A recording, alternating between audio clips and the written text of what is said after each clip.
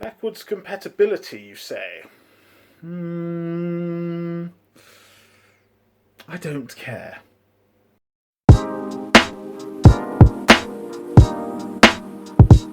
Hi guys, Durantula90 here again, and welcome back to the channel. So, backwards compatibility. What is there to say about that? Well, for me personally, I don't think we should care that much about it. Especially if you're a retro gamer. You know, if you're like me, you have many consoles set up in your games room, etc. You know, you've seen my games room tour. You know, I've got all these things set up: my Xbox One, my 360, my original Xbox, all the PlayStations, blah blah blah.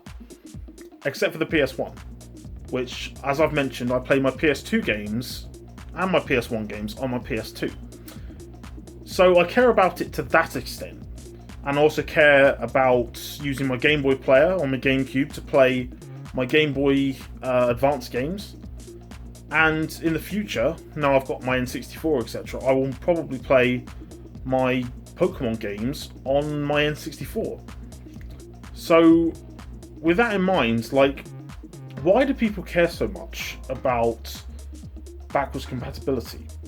So there are certain things like being able to download it, obviously off of like the PlayStation Store or the game, or with Game Pass and stuff like that. You know, games that have come out on previous consoles, but on this generation that you're trying to get it for. But why is that important? You know, as retro gamers, we have, you know, accumulated these consoles over the years. We've accumulated the games over the years. And for me personally, like, I don't see why we should care so much. Like, other than the stuff I've mentioned, like, I play my PS3 games on my PS3. You know, I play my 360 games on my 360. I don't do it on my Xbox One. I don't do it on my PS4. You know, with if you're someone who has like just gamed through the years, and then like you've got rid of consoles over time, and like you get the PS5 and go, oh, you know, that can play PS4 games, and the Xbox Series X can play Xbox One games. But the thing is, like, why is it important? Especially for certain people, because I know there are retro gamers out there that do care about backwards compatibility.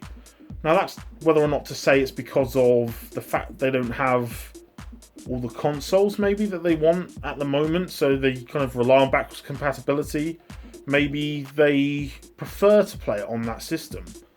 But realistically, like, being a retro gamer, you probably have these consoles already. And whether or not your setup is not big enough to like have all your consoles like set up at once, you know, maybe that's the factor. But I mean, obviously for me, like, if you've seen my games room tour, you see, like, the thing I hate is the wires. So I've got, you know, all my consoles are set up, the wires are just here, there and everywhere. It's messy back there. But at the same time, I've got most of my consoles set up. You know, my little bit to the side that you've seen in my games room video, you know, I've got my Mega Drive, my SNES, my N64 and my PS1 on the little shelves there. So with my Mega Drive, my SNES and my N64, I will like transfer them to the TV area of my setup to use them, other than the PS1, of course, like I've mentioned. And that's okay. And like with my newly acquired Dreamcast, like right next to where my PS2 is and my multi-region player, which I've got set up now as well. Originally it was by my some of my magazines, as you saw in the video, but I've now got my PS2 there. So my Dreamcast is going to go there. And so it's like, now I'm full up.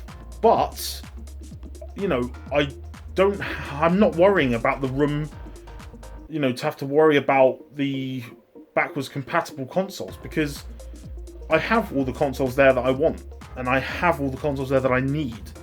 So why am I going to go, oh, well, I can play, you know, PS2 and PS1 games on the PS3 if you have a backwards compatible one anyway. So why do I care about that when I have the consoles already? You know, look behind me. You know, it's like I don't have to go on the stores because they're there. You know, and all the games that I want to get. You know, I'm a physical media guy, like most retro gamers are. You know, I would rather have the physical media than digital. So I don't want to have like a library on the PlayStation Store going, oh, I've got Papa the Rapper digitally. You know, I've got Final Fantasy digitally. You know, I care about physical media.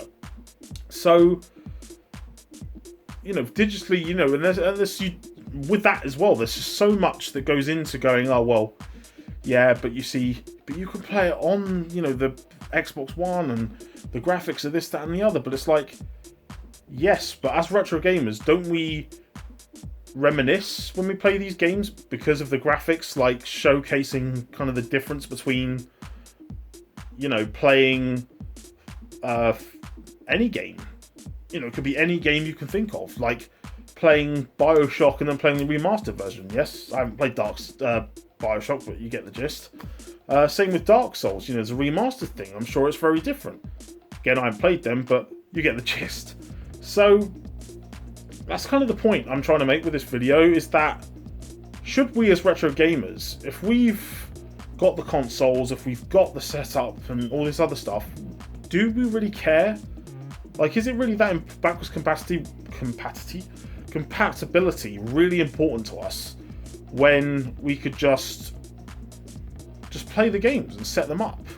You know, even if we had to swap consoles over to play that certain game. So like me, because I'm doing the playthroughs, obviously I've just played Donkey Kong Country, so obviously I've unplugged the SNES, that's back on the shelf. And now I'm going to be playing Resident Evil, but obviously the PS2 is already set up, so I don't need to change it in order to play Resident Evil 2 at all, do I?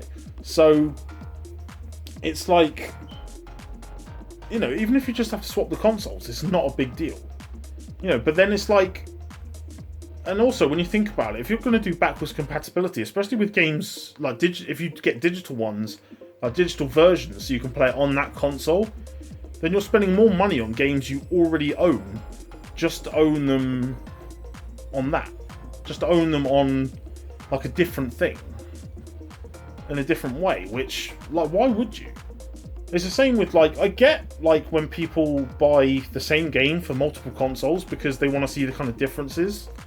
And obviously with stuff like ones that came out on the PS4 and the Switch, obviously people like the idea of playing a game, you know, they really enjoyed it on the PS4, but then they can play it on the Switch because it's portable. Like, I get that. But the thing I just don't get is, like, you know, again, I know retro gamers who care about backwards compatibility, and it's like, but if you've been retro gaming for so long, like, how do you not, like, what kind of decisions have you made? Like, have you said, you know, oh, because that's set up, you know, I'm just going to play stuff on there, make it easier, and I get that, I see that, but as you know me, I'm quite a traditionalist, so for me personally, that's just the way it's going to be. And that's just the way it's going to be for me for my entire, you know, my entire life with games. You know, I don't want to do backwards compatibility in heavy respect. You know, for as long as my setup is the way it is, you know, I'm going to play PS1 games on my PS2. I'm going to play the Pokemon games across my different things, the Game Boy Player and on the N64. You know, so it's like I'm not going to spend so much more money on, like, digital versions so I can play them on, you know, next-gen consoles or stuff like that. Like, I just don't see the point. But anyway, that's enough of my little rant, whatever you want to call it. Let me know in the comment section below, do you care about backwards compatibility? Like, why is it something that more people should care about, or is it something that you think that it's just a personal preference? You know, do you have a preferred system that you only care about the backwards compatibility for? If that makes sense. Anyway, guys, thank you very much for watching. Don't forget, hit that like button, subscribe down below with notifications turned on for my latest videos. Anyway, guys, thank you so much for watching, as usual. Thank you very much for watching. What was that? I don't know. Thank you very much for watching and subscribing. Enjoy the rest of your day, whatever it is you're doing. And as always, guys, take care of yourselves.